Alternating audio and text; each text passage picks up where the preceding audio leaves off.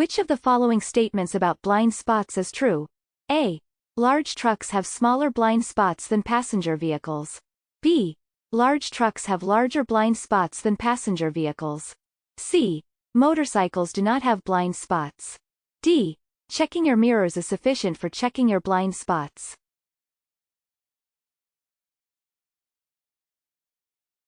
Which of the following statements about blind spots is true?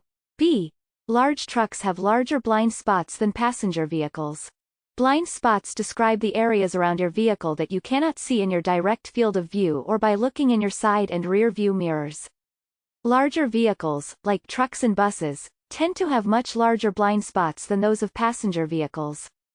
Whenever driving near large vehicles, you should avoid lingering in these blind spots, also known as no zones, for any more time than it takes to pass them. When merging with freeway traffic, you should try to merge. A. At 55 miles per hour.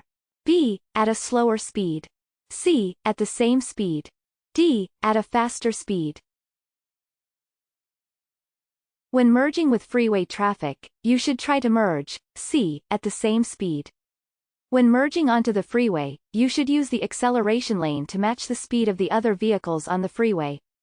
As you turn onto the on-ramp, use the distance to gradually accelerate to current freeway speeds. Use your turn signal and look for a gap in traffic by watching the adjacent lane as you make your approach, checking your mirror, and checking your blind spot. When you are driving at 55 miles per hour, you will need a stopping distance of about A. 50 to 200 feet. B. 150 to 250 feet. C. 250 to 300 feet. D. 500 to 750 feet. When you are driving at 55 miles per hour, you will need a stopping distance of about C. 250 to 300 feet.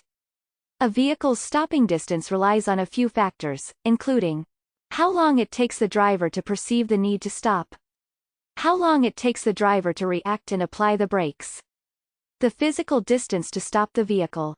At 55 miles per hour, the total distance it takes for a passenger vehicle to come to a complete stop is about 250 to 300 feet, depending on the condition of the road's surface. If a driver sees an animal on the roadway, A. Slow down and be prepared to stop. B. Swerve quickly to avoid the animal. C. Honk your horn or make noise to get the animal to move. D. Speed up to pass the animal quickly. If a driver sees an animal on the roadway, A. Slow down and be prepared to stop. Wildlife on the roadway can cause hazards for drivers. A collision with an animal can do major damage to your vehicle, and attempting to avoid hitting an animal at a high speed can cause you to lose control and crash. If you notice an animal in the road you are approaching, slow down and be prepared to stop if the animal doesn't move. Pentagonal signs are used to indicate A. Stop signs. B. Work zones. C. Yield signs. D. School zones. Pentagonal signs are used to indicate D. School zones. Pentagons, or five-sided road signs, are used to indicate that you are driving in a school zone. School zone signs may alert you to pedestrian crossings, school bus stops, and school zone speed limits. These types of signs will either be yellow or fluorescent green. What is the difference between traffic lights with red arrows and those with solid red lights? A. You cannot turn against a red arrow. B. You cannot turn against a red light. C. Red arrows are only for left turns.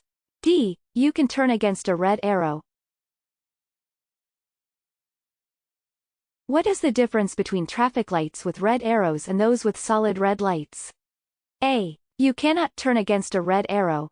Both solid red lights and red arrows on a traffic signal means the same thing: come to a complete stop. However, there is a difference in what you are able to do after stopping. For a traffic light with a red arrow, you must come to a complete stop and remain stopped until the traffic signal changes to green.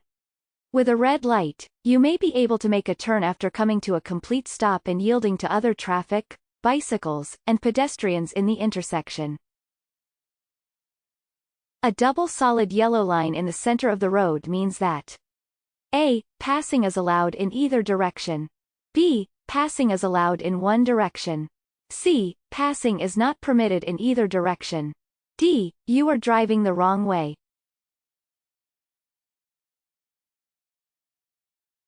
A double solid yellow line in the center of the road means that C. Passing is not permitted in either direction. In the case of a double solid yellow line, drivers in either direction are not allowed to use the opposite lane to pass under any circumstances. Double solid yellow lines are used when crossing into the opposite lane of traffic to pass would be unsafe. When approaching a curve, the best thing to do is A. Slow down before you enter the curve. B. Speed up before you enter the curve. C. To always take the curve at 25 miles per hour. D. Turn on your hazard lights.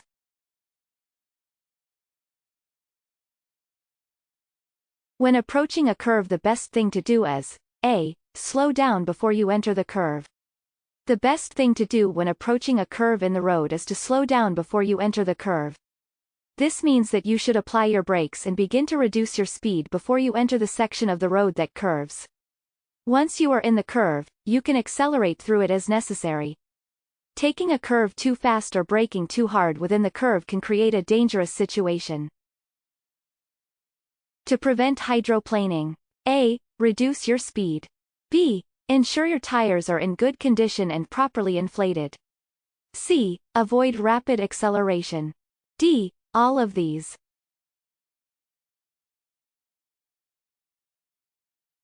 To prevent hydroplaning. D. All of these. Hydroplaning describes a phenomenon in which your tires lift up off of the surface of the road and ride atop a thin film of water. This can happen when it is raining or when roads are wet and water has collected. When your vehicle starts to hydroplane, you will not be able to control it and can quickly go into a skid or crash. Hydroplaning can occur at speeds as low as 35 miles per hour, and the likelihood of hydroplaning increases at higher speeds. If you are involved in an accident, one of the immediate requirements is to A. Take pictures of the accident scene. B. Call a tow truck. C. Call the DMV. D. Help anyone who is injured.